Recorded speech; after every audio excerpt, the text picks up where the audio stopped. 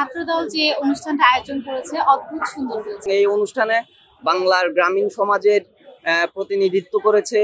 আধুনিকতা মানে কিন্তু আসলে আমাদের প্রাচীন যে ইতিহাস ঐতিহ্য সেগুলোকে ভুলে যাওয়া নয়। ঢাকা বিশ্ববিদ্যালয়ের যারা শিক্ষার্থী তাদের জন্য উন্মুক্ত আয়োজন রয়েছে এবং কি তারা চাইলেই গান করতে পারবে, তারা চাইলেই কবিতা আবৃত্তি করতে পারবে। আমাদের যে ট্র্যাডিশন, আমাদের যে হেরিটেজ, সেগুলোকে আসলে ফুটিয়ে তোলে।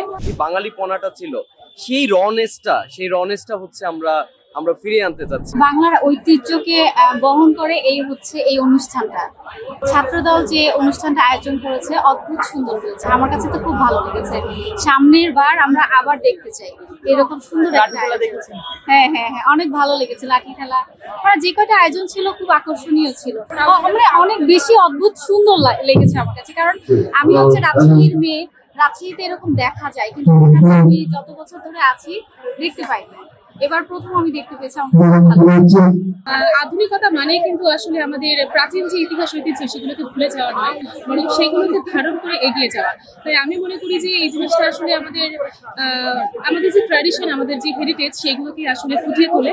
তো ঢাকা বিশ্ববিদ্যালয়ের ইতিহাসে এই যে লাঠি খেলা পিএসসিতে হবে, আমার কাছে মনে হয় যে এটা অনেক ইনফ্লুয়েন্সিয়াল একটা ব্যাপার। অনেক ভালো লাগছে আমার কাছে, যেরকম একটা জিনিসের সাক্ষী আমরা হতে পারছি। কালচারালি সেকশন সেই জায়গা থেকে হচ্ছে আমরা আমাদের বাঙালিপনা যে বিষয়টা ছিল, এটা কিন্তু আমরা একটা কালচার যে মিক্সচার ছিল, এই মিক্সচারের মধ্যে কিন্তু একসময় বলতে বসেছিলাম।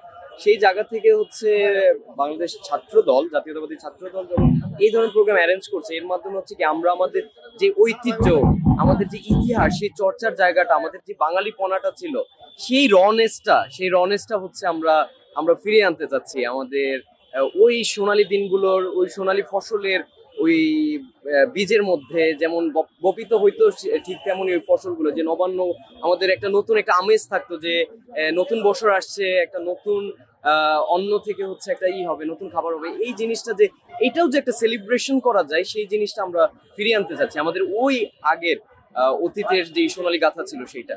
আসলে হচ্ছে যে আমাদের এই উৎসবটি, যে গ্রাম বাংলার যে সংস্কৃতি, নবান্ন উৎসব, এটি ক্রমশ হচ্ছে যে আমাদের ইতিহাস ঐতিহ্যের যে সাংস্কৃতিক অনুষ্ঠানগুলো রয়েছে, এগুলো ক্রমশ হারিয়ে যাচ্ছে, আস্তে আস্তে দিন দিন বিলুপ্তির পথে। সেই জন্যই হচ্ছে যে বাংলাদেশ জাতীয়তাবাদী ছাত্রদল ঢাকা বিশ্ববিদ্যালয় একটি ব্যতিক্রমধর্মী আয়োজন, এটি হচ্ছে আজকে নবান্ন উৎসব।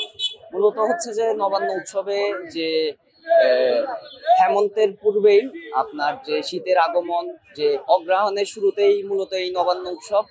এই আজকে হচ্ছে বাংলা ৩রা অগ্রহায়ণ 1432 বঙ্গাব্দ, এবং এই নবান্ন উৎসবকে কেন্দ্র করে মূলত হচ্ছে যে শিক্ষার্থী বান্ধব একটি অনুষ্ঠানের আয়োজনের চেষ্টাই চালিয়েছে বাংলাদেশ জাতীয়তাবাদী ছাত্রদল ঢাকা বিশ্ববিদ্যালয় শাখা। তারই পরিপ্রেক্ষিতে আজকে আমাদের এই অনুষ্ঠান, এবং এই অনুষ্ঠানে বাংলার গ্রামীণ সমাজের প্রতিনিধিত্ব করেছে।